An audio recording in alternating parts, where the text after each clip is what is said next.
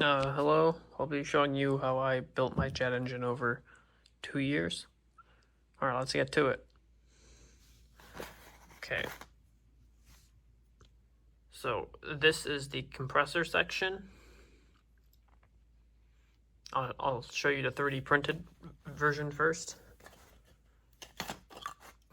This is the 3D printed compressor made out of PLA. These are the, I'm going to call them stator vanes. Alright. Those can be 3D printed, but in my experience, it's a bit of a pain in the ass because every time you 3D print it, it's going to melt as soon as you start up the engine. After it's finished running, it's melted, so you have to rebuild it. So print multiple if you do plan on 3D printing. This is the metal 3D printed version I ordered from PCBWay. If you notice right there is an M3 hole. And what I've gone ahead and done is... Oh, come on. That is an M3 vented screw.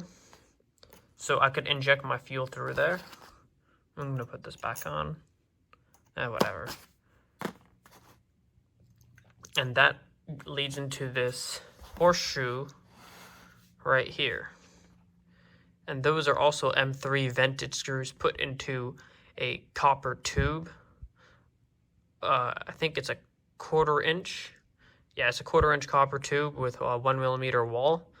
The bigger the wall, the better seal you're gonna get with this method. I'll tell you how you get a good seal in just a second. So if you want to get a good seal, you're going to want to use an M2.5 tap. It has the same pitch, so that's why it works. An M2.5 tap and a 2.1mm drill bit or 2mm drill bit. And what you're going to want to do is you're going to want to get this vented screw and put it in there. It won't necessarily fit right away, but you're going to want to put a lot of downforce and thread it in there with your screwdriver. It's going to take a little bit of patience. Try not to wiggle it around because you're going to lose the seal. And that way, you're going to get a really tight seal since it's copper, so there is no need to apply sealant. And these are fuel injectors I made. I'll insert a video of them working, explaining how they work.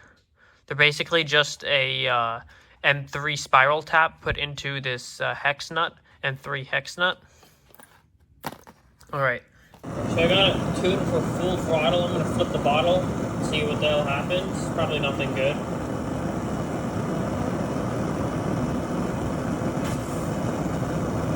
Yeah, leaks, bro.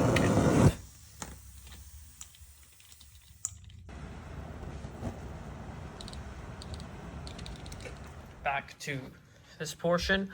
So for the bearings, you're going to want to use silicon nitride 608 bearings for the rear end, because they're rated for insanely high temperatures. I had a bearing and then I cracked it because I did something dumb, but if you don't do anything stupid to them, they'll last you for a couple months. I've replaced them with steel bearings. I do not recommend you use steel or hybrid bearings as they require oil lubrications. Full cageless silicon nitride bearings don't require lubrication, and they are virtually frictionless. For the front bearing, I'm using zirconia bearings with a peak cage. You could find them on eBay for like 10-15 bucks. And if you notice, how I've connected this is by 4 grub screws to the axle protector or shaft, whatever you want to call it. And if you notice, it's actually spaced. I did that intentionally for thermal reasons. I don't want this acting as a heat battery and transferring its heat to this aluminum plate. as it'll accelerate galvanic corrosion, and for galvanic corrosion reasons, I put in the zinc-plated steel screw, so this will corrode first before any of this corrodes. And so how this fits is, it fits on the right there. We just plot it down, and it'll go right in. Oh, come on. It's being a little difficult, but I'll show you a fully assembled version later. So this is actually just a coffee can that I modified. I spent like hours searching on Amazon until I found the one with the right dimensions. If you don't buy it, the contraption that you're gonna make by making the combustion chamber is gonna look like this. Like I made it. This is like my 5th iteration, and then I decided that it's too ugly for it to work. So I said, fuck that. And I went ahead and bought this instead and modified this. I recommend you do this because this is about 14 bucks and will save you a lot of time. All you need to do is get the hole patterns and just drill them out, and then get a conical shaped bit, if you will, and slightly press inwards, but you don't need to do that step. For this is a KF40 flange. The main purpose of this is to protect this area of the shaft holder thingamabob. That is the main purpose of that. And if you notice, I'm not running this tube all the way up top like in my previous design. I don't really find it necessary. Like, it's slightly inefficient, but I've made up for that inefficiency by making these fuel injectors. These fuel injectors are going to be a hell of a lot more efficient than what you normally find in the traditional jet engine, RC jet engines, which are just 0.3 millimeter tubes or 0.4 millimeter tubes that just shoot liquid out at high velocities. They don't even try to give it a swirl or anything. It's just shot straight out. That's inefficient. It's better if you give it a angular swirl, so it has more chance to meet more air. So this splits the flow 2 or 3 times. I can't quite tell, but 2 or 3 times is better than none. Okay, as for this can just get unscrewed. I'm not going to unscrew it because getting it back on requires me to put down my camera. You could see holes drilled here.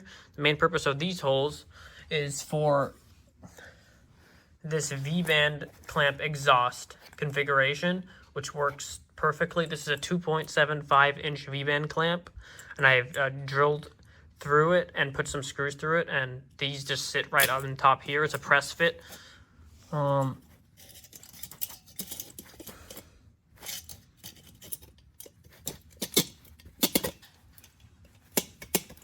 I'm going to need to press fit this in there. It's a little hard to get fit in, but once it goes in, it doesn't come right back out.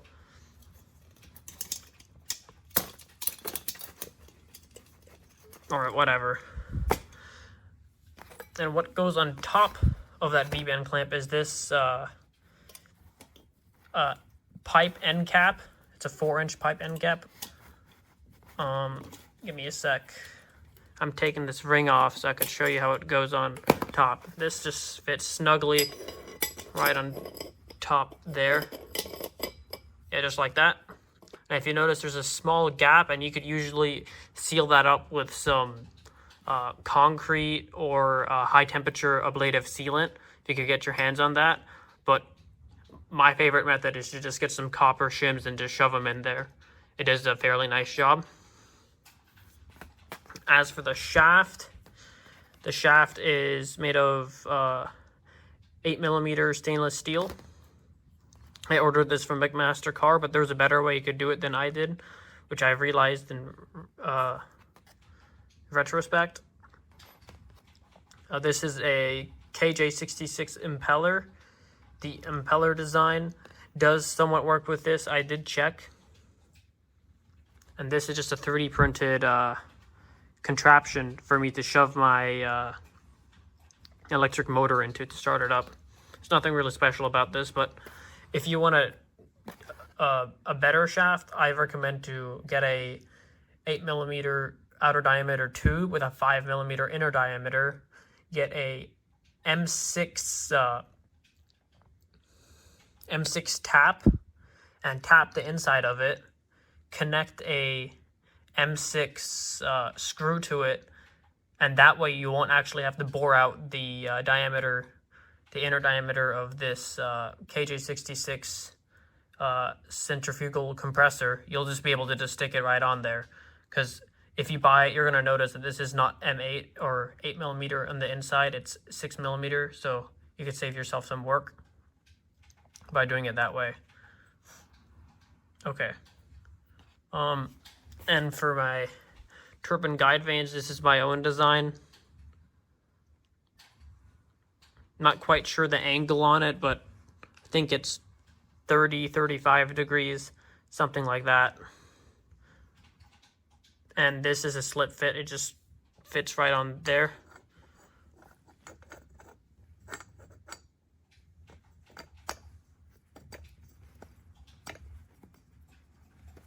I'm not going to press it in because getting it off is kind of annoying, but if you notice, it's all greased up, and it's greased up for that reason, because if you don't grease it up, taking it apart is like impossible.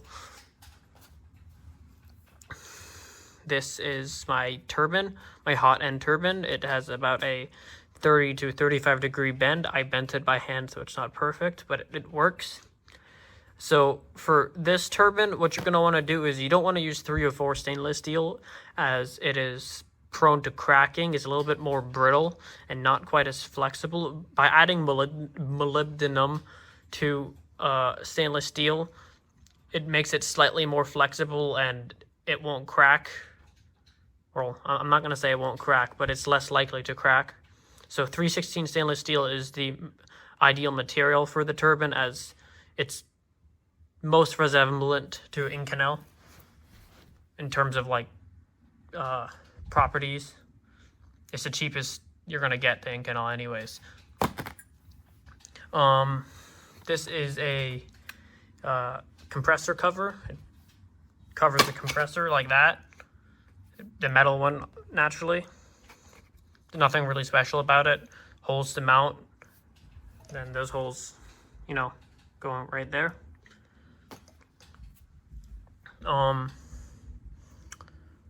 Anything else? Oh yeah. For the outer housing, this is a gasket. This gasket actually goes on the compressor ring. It goes inside of it to seal it completely, so I have no pressurized air leaking out. I can't really show you in this video, but you actually might be able to. Yeah, like that. This is the outer housing. It's just a piece of 0.2 or 0.3 millimeter stainless steel sheet metal that gets wrapped around the combustion chamber. And this ring actually, it gets wrapped around the outer edges of this ring. This is slightly wider than the combustion chamber, so I don't actually have to put anything to hold the combustion chamber, as this shaft and this turbine stator apply a force against this of 70 millimeter tube, if you will, and that actually is what holds it up. It gets held up like that from this V-bend clamp exhaust. It's a 2.75 inch, if I didn't mention that, by the way. And then I just roll this up into a cylinder, this piece of sheet metal, and then I just wrap it around that. Okay, I think that's that. And for my fuel injection system, or fuel delivery system, I should say, I modified this super jumbo benzomatic torch. I took off the top nozzle and just kind of like clamped this onto a piece of silicone tubing, and I made this really jank contraption, and it gets delivered to right there. But I'm not gonna follow through with that contraption anymore. It's kind of dangerous because it leaks occasionally. So the better fix to that is to get a 1/4 inch solid NPT plug, drill a 3mm, or no, a 2mm hole through it, and tap that for an M3. So once I screw on that plug, I'll be able to hook it up directly to a big propane tank. Am I missing anything? I think that's it. Alright. Here goes something questionably dumb. But you know, why the fuck not?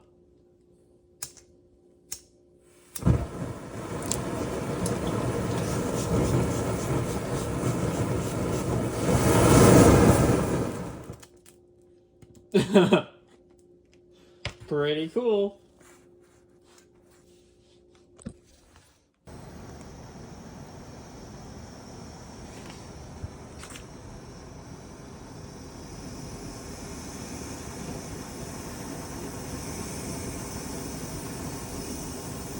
Max throttle.